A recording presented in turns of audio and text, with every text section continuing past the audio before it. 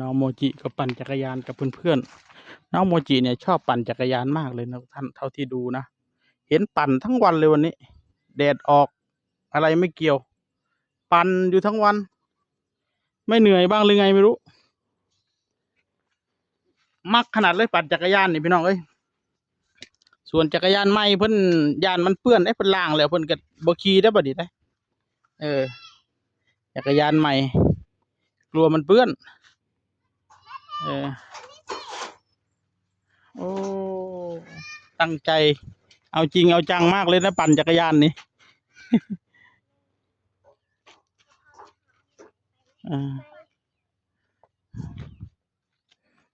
ดูรถด้วยนะลูกส่วนทางนี้ก็ตอเล็กได้ป่ะนี่พี่น้องเอ้ยตอเล็กตอนแรกนะทุกท่านตั้งใจว่ากินข้าวเที่ยงแล้วสิเมื่อเอาเล็กเบิ่งเวลาแล้วโอ้เมื่อก็ไปกลับกับชั่วโมงกว่าแล้วคือสิกลับมาหอดผีก็คือสิบ่ได้งานคือเก่าละก็เลยเอาซ้ำนี่ละถือว่าเป็นการพักผ่อนไปในตัวเดี๋ยววันอังคารคุณจะเฮ็ดนี่นะคู่หูของคุณพ่อก็มาช่วย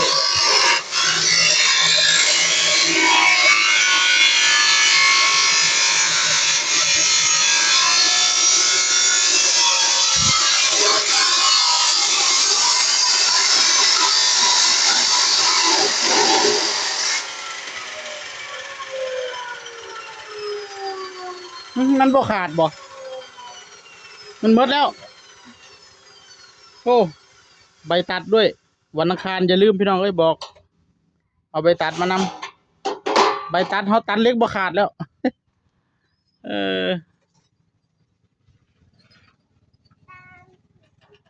ได้อยู่เนาะ3 เซนเนาะ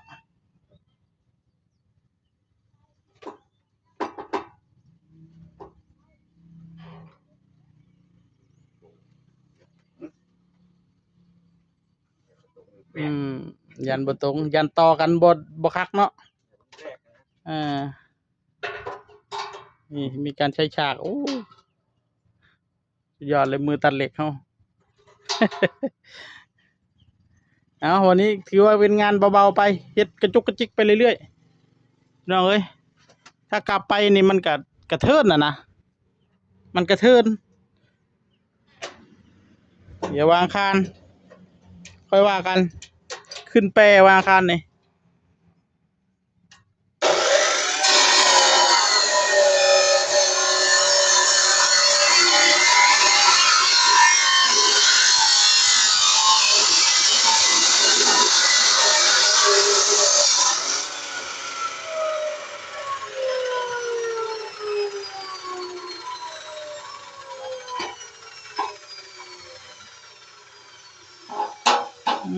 ทีมงาน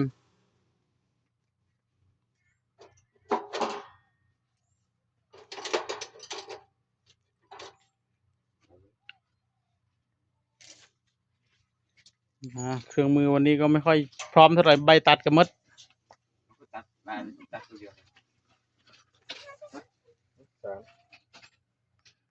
ต่อให้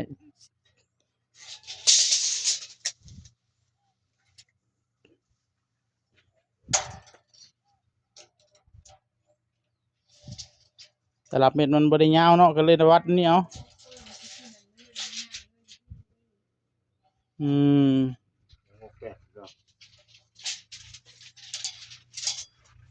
โอ้แดดมาแล้วนี่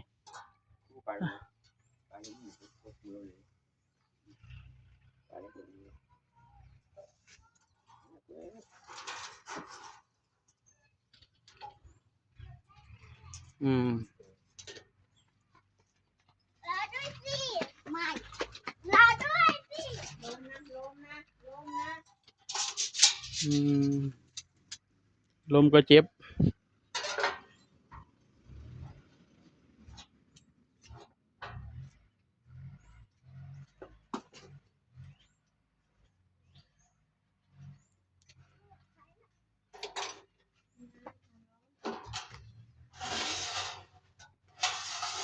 ตัดแล้วก็สิต่อได้พี่น้องเอ้ยบัดนี้ต่อให้มันได้3 เซน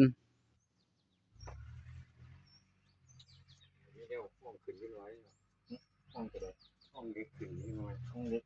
หมุนเอาลื้อตัวห้องแบบเป็นบางหน่อยมาตัดตัวอย่างเขาเป็นตัดเสาเดียวเขาบุกเบิกป่าบ่ฮะหรือว่าไถนา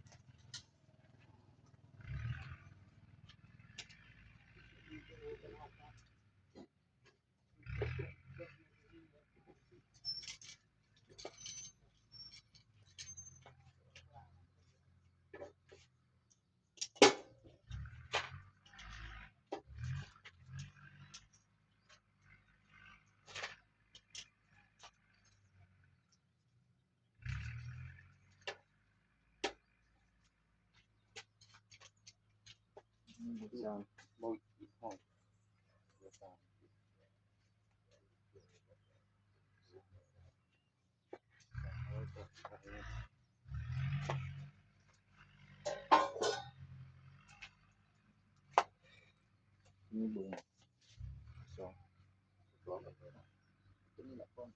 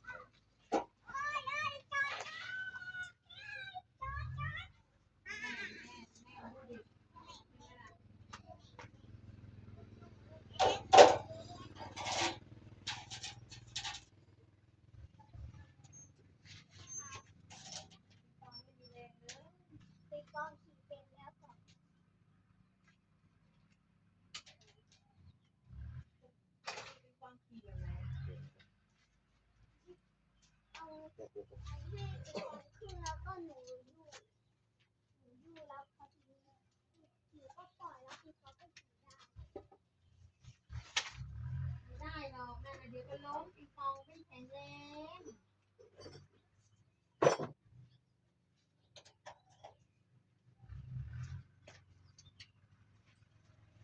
โอ้ยอย่าดำเนาะขาวแห้งยิ่งงานดำอยู่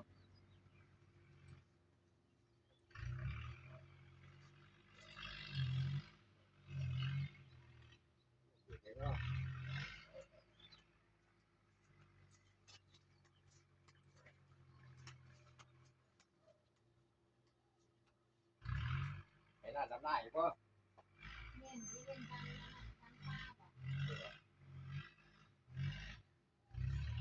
เรียนคือดังป้าดังคนมันโคกนะคนเตียงได้ เป็นหน้าหน่อยก็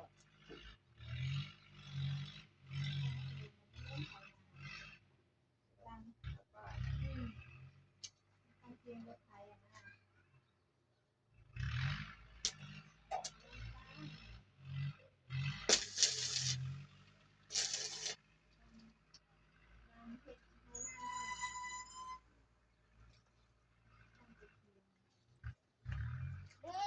กดดันต้มยำเลย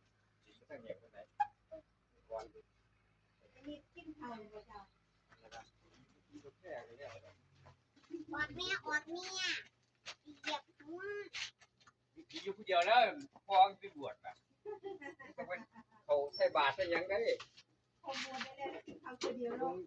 เต้นคุมจังหันนะมึงอ่ะไปมาเลยเนาะไอ้ย่านที่ลูกทับเราเนี่ยโอ้เล็ก อีก